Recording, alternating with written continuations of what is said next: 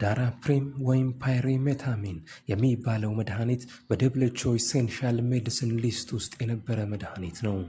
ይህ መድኃኒት ለቶክሶፕላስሞሲስ እንዲሁም በወቅቱ የወባ በሽታን ለመግታት እጅግ ወሳኝ የሚባል መድኃኒት ነው።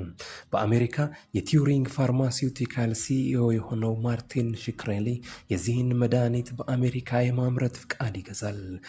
ከዛ በኋላ የዚህን መድኃኒት ዋጋ በታብሌት ከ$13.5 በአንድ ጊዜ ወደ $750 አሳደገው። ይህም ማለት የ5000% የዋጋ ጭማሪ ነው። ማርቲን በወቅቱ እጅግ በጣም ብዙ ወቀሳዎች የደረሱበት ቢሆንም በዚህም ሲጠየቅ እንዲሁም ዋጋውን ከዚህ በላይ ሊጨምር ይችል ነበር የሚል ምላሽ ሰጥቷል። ብዙዎች ይህ አሳፋሪ የዋጋ ጭማሪ ነው ቢሉትም ማርቲን ግን ህጋዊ መሆኑን ይናገራል። በዚህም ተግባሩ ማርቲን ሽክሬሊ በአሜሪካ እጅግ በጣም የተጠላ ሰው ለመሆን በቅቷል። ከተወሰነ ጊዜ በኋላም ማርቲን በሌላ ወንጀል ተጠርጥሮ በኤፍቢአይ ለእስር ከበቃ በኋላ 7 ዓመትን በወቅቱ ተፈርዶበታል። በዚህም ማርቲን ሽክሬሊ የመድኃኒት ፋብሪካዎች ከልክ ያለፈ ስግብግብነት ማሳያ ተደርጎ ተወስዷል።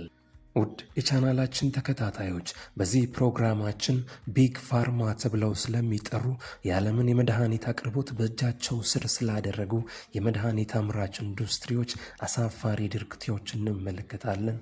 አብራችሁን ቆዩ። ቢግ ፋርማ በመባል የሚታወቁት የመድኃኒት አምራቾች አብዛኛውን መድኃኒት ፍላጎት የሚያሟሉ ተቋማት ሲሆኑ ከነዚህ መካከልም የስዊስ ድርጅት የሆኑት ኖቫርቲስ እና ሮሼ፣ የአሜሪካ ድርጅት ከሆኑት ፋይዘር እና ጆንሰን፣ የፈረንሳዩ ሳኖፊ በቀዳሚነት የሚጠቀሱ ናቸው። በተጨማሪም በዚህ ውስጥ እነ ኤላይ ሊሊ፣ አስትራዜኔካ፣ ባየር እንዲሁም ሌሎች ይጠቀሳሉ። እነዚህ ተቋማት በዓመት ውስጥ በብዙ ቢሊዮን ዶላር የሚገመት የገቢ የሚሰበስቡ ሲሆን እጃቸው ረዥም መሆኑ ይነሳል። በዚህም የመንግስታትን የጤና ፖሊሲ እስከ ማስቀየር ድረስ አቅም እንዳላቸው ይጠቀሳል። እነዚህም አምራች ድርጅቶች በጥናት ወቅት ያገኙትን የጥናት ውጤት ከተቆጣጣሪ አካላት እስከ መደበቅ ይደርሳሉ። በዚህም አንዳንድ መድኃኒቶች በታካሚዎች ላይ እጅግ በጣም ከፍ ያለ ጉዳት ሲያደርሱ ይታያል። የዚህም ማሳያ የሳኖፊ ምርት የሆነው ዴፓኪን ወይም ሶዲየም ቫልፕሮኤት መድኃኒት አንዱ ነው። ይህም ለኤፕለፕሲ ወይም ለሚጥል በሽታ የሚታዘዝ ሲሆን ይህ መድኃኒት በእርግዝና ወቅት መሰጠት እንደሌለበት ግልጽ ሳይደረግ ብዙ ሺህ እናቶችና ህጻናት ለዚህ መድኃኒት ጉዳት ተጋላጭ ሆነዋል።